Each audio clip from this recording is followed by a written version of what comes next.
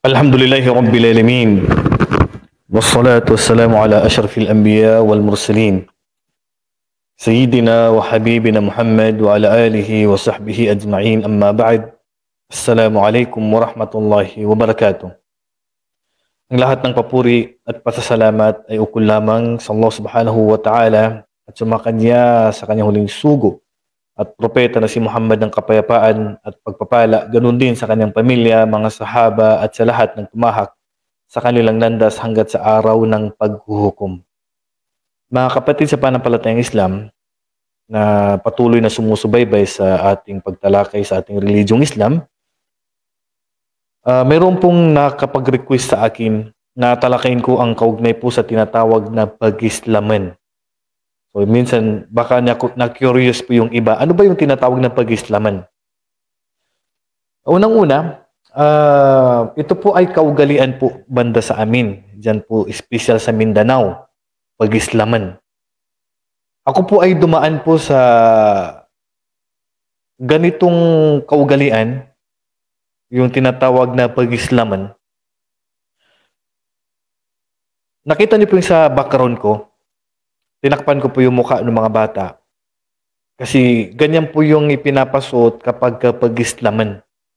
Para bang pinagdiriwang at may mga kanduli o paghahanda, pagkain na isinasagawa po sa atin, special po sa Mindanao. Pag-Islaman. Nagtanong ako sa mga nakakatanda natin dito, sabi nila, na ang pag-Islaman ay doon pa lang daw nagiging ganap na Muslim yung bata sa time na pag-Islaman. Ang nadaanan ko po sa araw na yan, yung ginawa sa akin to, ako po nadaanan ko po ito eh.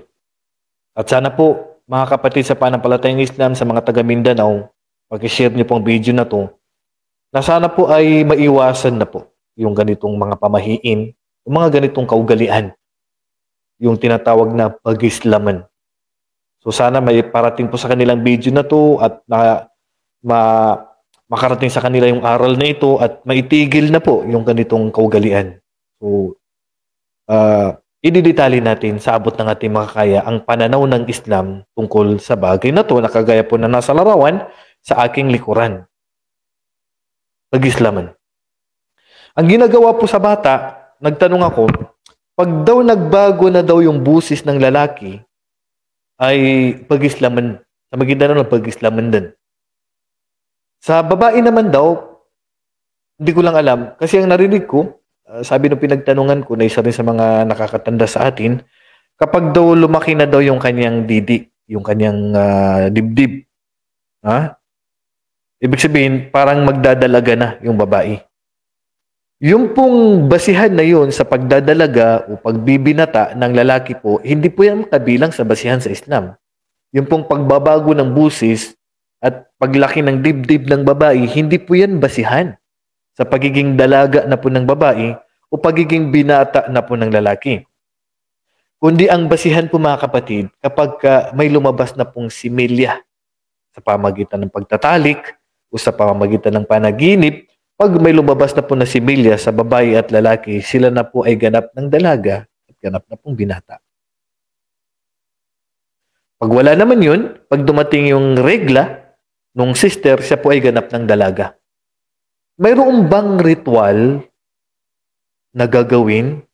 Mayroon bang mga kanduli na gagawin kapag ang isang lalaki o isang bata ay ganap ng dalaga o babae ay ganap ng dalaga at ang lalaki ay ganap ng binata? Mayroon ba tayong mga ritual na gagawin pag dumating yung time na to? So unawain po ninyo na mga buti mga kapatid sa panampalatayang Islam. Wala po tayong mga ritual na mga gagawin pag ganap na pong dalaga yan o ganap na pong binata ang inyong anak. Wala po tayong gagawing kanduli pagkadalaga na at binata na po yan. At wala po tayong tinatawag sa batas ng Islam na pag-Islaman. Kasi ang pag-Islaman, ang ibig sabihin, gagawin pa siyang Muslim sa time na yan. lahat po tayo ipinanganak na Muslim. Sabi ng Propeta Muhammad sallallahu alaihi wasallam, kullu mauludin yuladu ala al-fitrah. Fa abawahu yuhawwidanihi aw yunassiranihi aw yumajjisanihi. Lahat ng tao sa mundo ay ipinapanganak na pong Muslim. Ang nagpapabago lang po sa religion ng batang yan, kapag ang kanyang mga gulang ay Hudyo, gagawin siyang Hudyo. Kapag ka Kristiyano, gagawin siyang Kristiyano. Kapag ka Hindus, kapag ka anumang sekta ng mga ligaw na mga religion, doon pala babaguhin ang religion ng bata. At wala po tayong binyag sa Islam. Wala po tayong ritual sa Islam na pag-Islamin. Dahil lahat po tayo ay ipinapanganak na pong Muslim. Kayong po yung ginagawa sa atin sa Mindanao, na pag-Islamin yung mga batang dalaga, mga batang babae, paliliguan, o susugatan yung kanyang ari ng konti lang, kasi naranasan ko po yan, nadaanan ko po yan, susugatan lang po ng konti yung ari ng bata. Eh, hindi naman pagtutuli ang tawag dun eh. Tapos sa babae naman, ay babawasan yung sa itaas ng kanyang ari, which is tinatawag na khitan. Eh, hindi naman po pwede lalaki ang gagawa niyan. Kailangan babae talaga gagawa niyan. O kaya paliliguan. So yung pong pagbabawas doon sa ari ng babae, pati yung bagay na ito na pagtutuli sa babae, which is ito yung tinatawag na khitanul mar'a, pagtutuli sa babae, lahat ng hadith na nabanggit dito ay hindi po malakas. Oo, may pananaw ang ilan sa mga ulama na tinutuli din ng babae.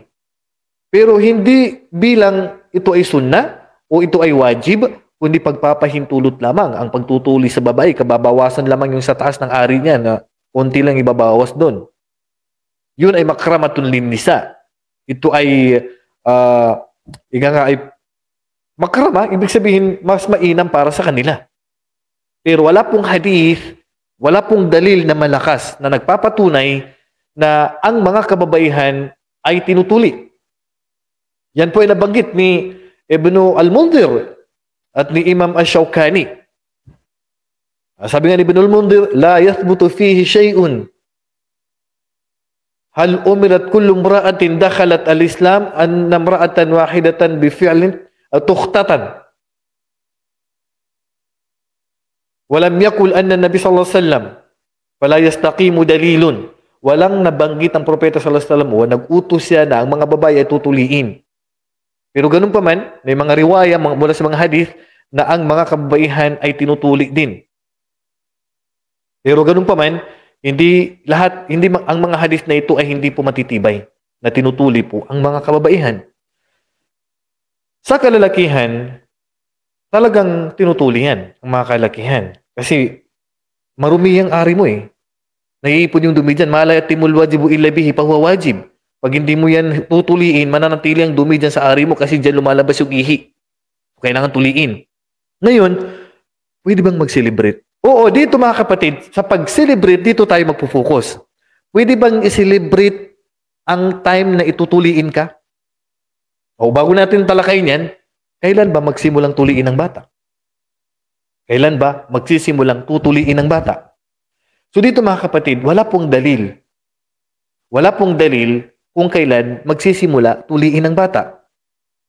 Pero ayon sa hadith marawahul Baihaqi na naisalasay ni Jabir radhiyallahu anhu, sabi niya, aqqa Rasul sallallahu alaihi wasallam anil Hasani wal Husaini wa khatanahuma li 7 ayyam.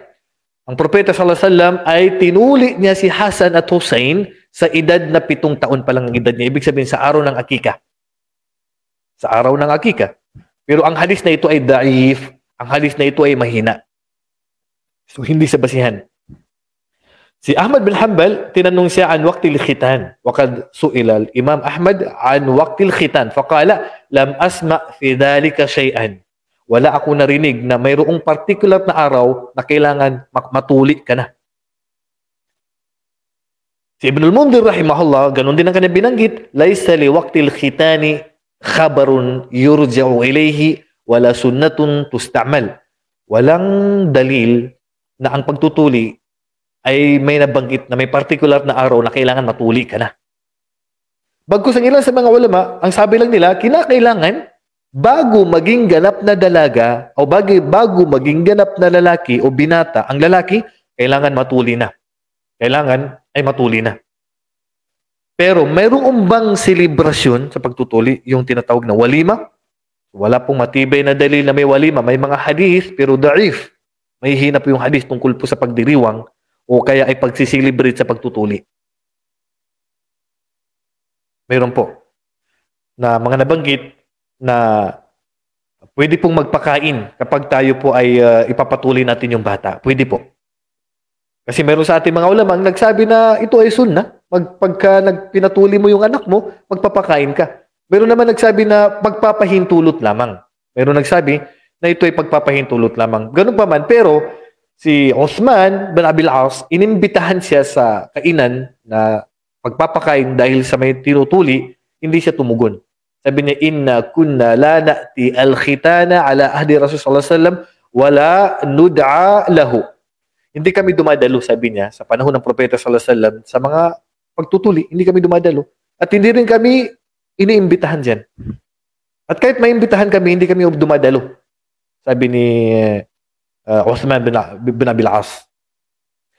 So, kabuuan mga kapatid, ito pong ginagawa sa atin ng pag-islaman, yan po ay bid'ah.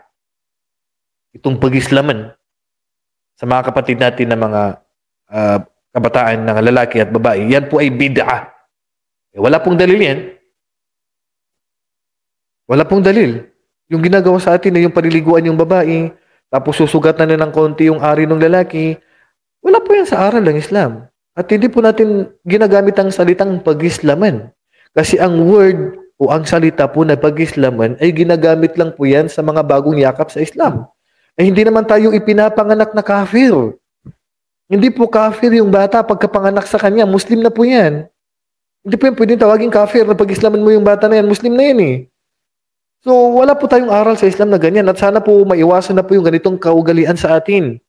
Nagsasayang lang po tayo ng pera. Mga kapatid sa panampalatayang Islam, mga Bangsamoro, mga Maguindanao, o mga kapatid ko na taga Mindanao, sana po maiwasan na po yung ganitong kaugalian. Hindi po ito ginawa ng Propeta sallallahu alaihi wasallam. Hindi po ito ginawa ng mga sahaba. Wala po sa ating mga eskular ang gumawa nito. Yung tinatawag na pag-islaman. At inuulit ko po, Muslim na po tayo agad. Pagkapanganak sa atin, Muslim ka na. Wala pong ritual na ginagawa pag naging ganap ng dalaga o naging ganap ng binata po yung lalaki. Wala po tayong ritual na gagawin dyan. Pati po yung pag-celebrate sa araw ng kanyang tutuli ay hindi po na pagkasunduan ng mga ulama. At lahat ng hadith na tumutukoy sa pagdiriwang nito ay halos may hina po lahat. So sana po mga kapatid, may iwasan na po yung mga ganitong kaugalian, kagaya po ng larawan na yun sa likuran ko, na ginagawa po sa atin, na pinapasuot sila ng ganyan, bilang pagdiriwang, bilang pag-celebrate, o paghahanda, na siya po ay ganap ng binata. Alam niyo po mga kapatid, hindi po paraan ng pagtutuli yung susugatan mo lang ng konti, hindi po yan ang tuli na tinatawag. Ang tuli po na tinatawag, bibiyakin po yan, hanggat lalabas po yung ulo nung ari nung lalaki. Nang sa ganun, pag umihi siya, hindi po may ipon. Hindi po yung susugatan lang, nakatakip pa rin. Hindi po, ano yun, hindi po tuli ang tawag doon. So, inshallah mga kapatid, may parating po ito sa inyong mga kamag-anak, sa mga kamag-anak natin, sa mga kakilalan natin, lalo na po din sa Mindanao, na sana po maitigil na po yung mga kaugalian nito kasi nagsasayang lang po tayo ng pera. Sayang lang yung pera mo, gumawa ka pa ng kasalanan, which is bid'ah. Bid'ah, gawaing ligaw. Oo. Kaya hindi na po natin kailangan pag-islaman. Ang gagawin lang po natin, ang payo ko na lang po sa inyo, akika. Akika po.